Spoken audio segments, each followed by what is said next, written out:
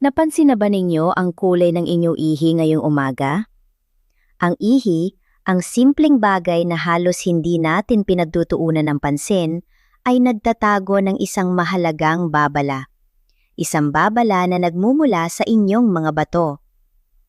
Huwag baliwalain ang mga sinyales na ito. Dahil ang inyong mga bato, ang dalawang maliliit na organo sa likod ng inyong katawan, ay maaaring tahimik na humihinto na ngayon. At ang unang palatandaan nito ay nasa loob ng inyong inidoro. Sa susunod na ilang minuto, ituturo ko sa inyo ang 7 sinyales na kailangan ninyong malaman bago pa mahuli ang lahat. Ako si Ate Maria, at ang video na ito ay maaaring magligtas ng buhay ninyo o ng isang taong mahal ninyo. Panuurin ninyo ito hanggang sa katapusan. Bago tayo magsimula, nais kong ibahagi sa inyo ang ilang importanteng katotohanan. Ayon sa Philippine Medical Association, ang chronic kidney disease o ang mabagal na pagkasira ng mga bato ay isa na sa mga nangungunang sanhi ng kamatayan sa ating bansa. Isang malungkot na katotohanan, milyon-milyong Pilipino ang may sakit sa bato ngayon at marami sa kanila ay hindi pa nalalaman. Bakit? Dahil ang sakit sa bato ay tahimik. Tinatawag itong silent killer. Tahimik na pumapatay dahil may bigaliman ng papatay magas. Dahil ang sakit sa bato ay tahimik. Dahil ang sakit sa bato ay tahimik. Dahil ang pahayimik na pumatay. Bakit nasa lagitong? Dahil ang sakit sa bato ay tahimik. Dahil ang sakit sa bato ay tahimik. Dahil ang sakit sa bato ay tahimik. Bakit? Ang ating mga bato ay gumagawa ng napakahalagang trabaho sa ating katawan. Sinasala nito ang ating dugo. Humigit kumulang 170 litrong dugo bawat araw. Inilalabas nito ang mga dumi at lason sa pamamagitan ng ating ihi. Kinokontrol nito ang ating presyon ng dugo, ang antas ng ating mga mineral at ang produksyon ng ating mga pulang selula ng dugo. Kaya kapag nagsimulang humina ang ating mga bato, apektado ang buong katawan. At ang inyong ihi, ito ang unang mensahe na ipinapadala ng inyong mga bato. Kaya ngayon, hayaan ninyo akong ituro sa inyo ang 7 senyales, ang 7 mensaheng ipinapadala ng inyong mga bato sa pamamagitan ng inyong ihi at ng inyong buong katawan. Pakinggan ninyo ng mabuti. Palatandaan numero 1. Ang pagbabago ng kulay ng ihi o ang tinatawag sa medical na abnormal urine discoloration. Sa normal na kalagayan, ang ating ihi ay dapat maliwanag, tulad ng maputlang dilaw o halos walang kulay. Ngunit kapag may problema na ang ating mga bato, nagbabago ang kulay. Kapag maitim, tulad ng tsa o cola, maaring may dugo na nasa loob ng inyong ihi. Kapag mapula o kulay rosas, ito ay isang senyales na may nagsisimulang pinsala sa inyong mga bato. Kapag makulay at mabaho, maaring may impeksyon na o may nagtitipon na mga mineral na nagiging bato sa loob ng inyong kidney. Naalala ko ang isang kakilala ko sa Quezon City, ang tatay ng aking kaibigan. Napansin ng kanyang anak na lagi itong maitim ang ihi tuwing umaga. Sinabi nila, "Baka kulang lang sa tubig, tatay."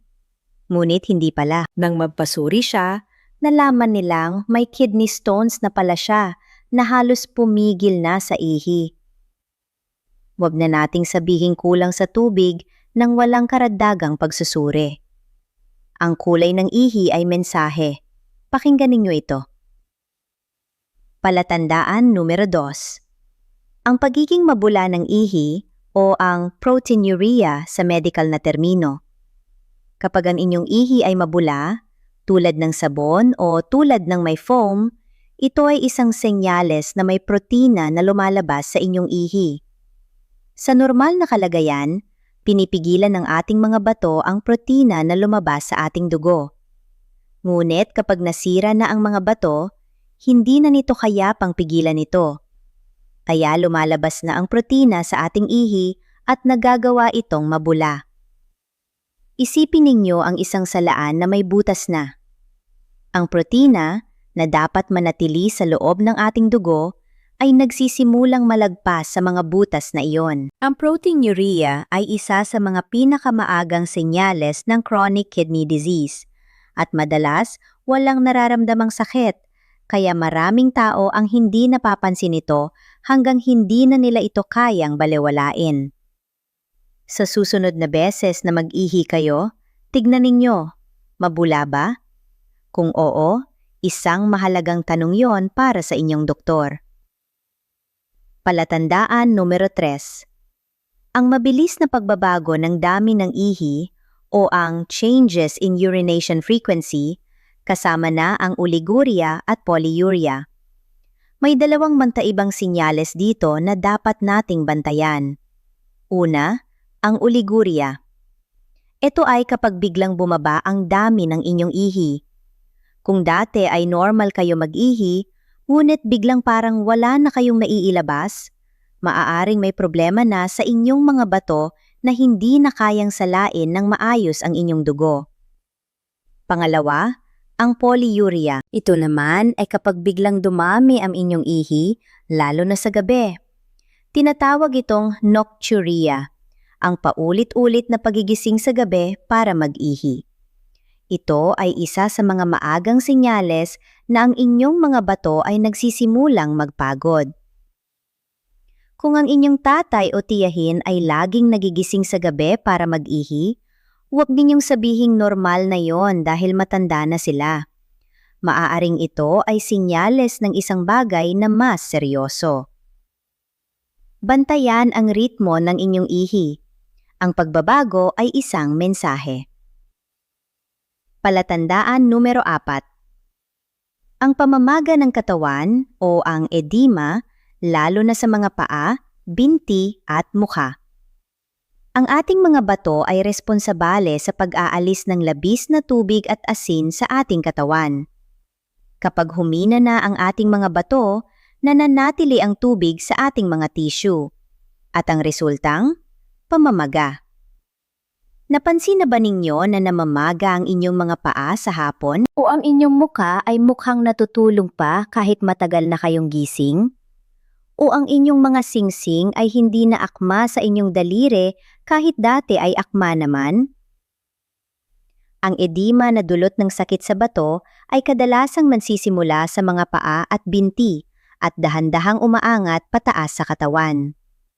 Maaari ring lumabas ito sa paligid ng mga mata pagkagising, lalo na sa umaga. Maraming tao ang nagpapaliwanag nito sa matagal na nakatayo o mainit ang panahon.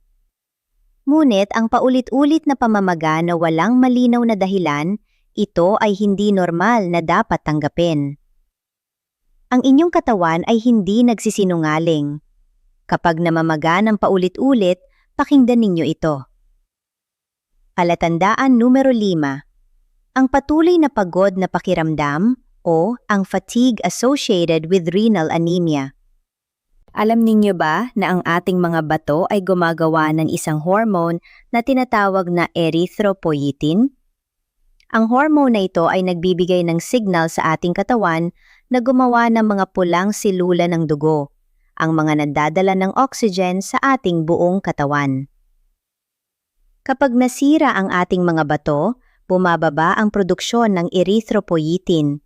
At kapag bumaba ito, bumababa rin ang ating mga pulang silula ng dugo. Ang resulta? Anemia. At ang anemia ay nagdudulot ng matinding pagod. Hindi lang basta pagod pagkatapos ng mahabang araw ng trabaho. Ito ay pagod kahit nagpahinga na kayo ng maayos. Pagod na pakiramdam kahit kararating pa lang ninyo sa trabaho. Pagod na hindi nawawala kahit kumain na kayo ng maayos.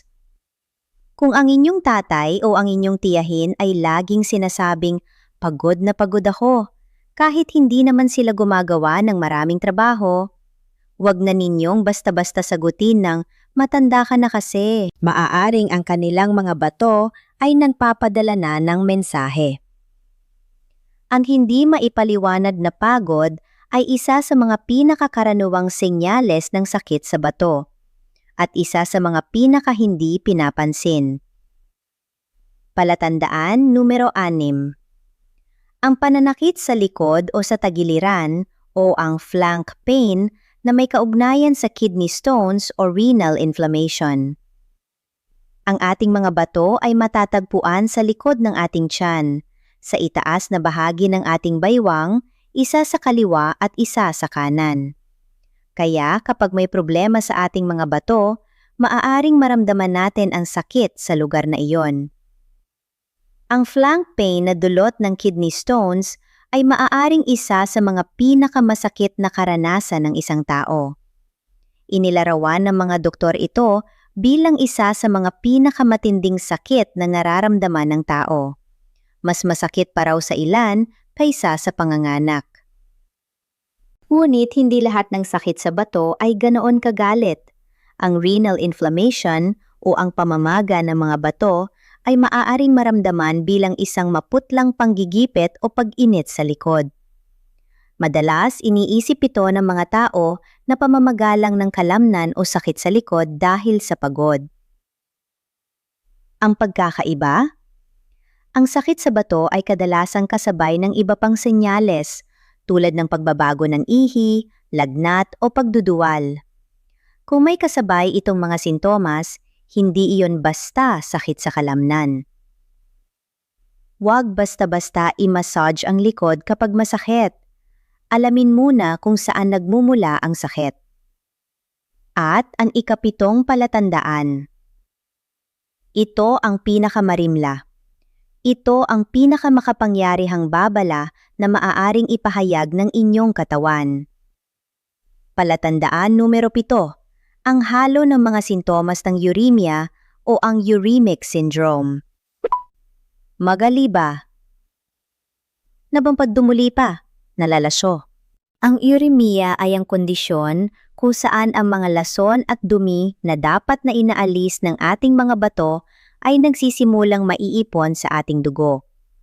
Dahil hindi na kayang gawin ng mga bato ang kanilang trabaho, nananatili sa loob ng ating katawan ang mga bagay na dapat nang lumabas.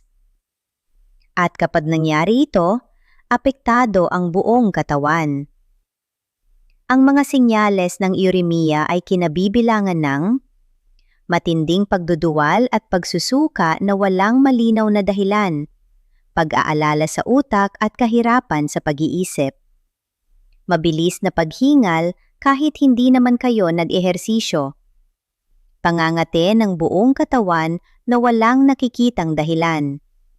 At ang pinakamarimla sa lahat, ang pakiramdam ng amoy ng ihi sa inyong sariling hininga o sa inyong balat. Pakinggan ninyo iyon ng mabuti. Ang amoy ng ihi sa inyong hininga.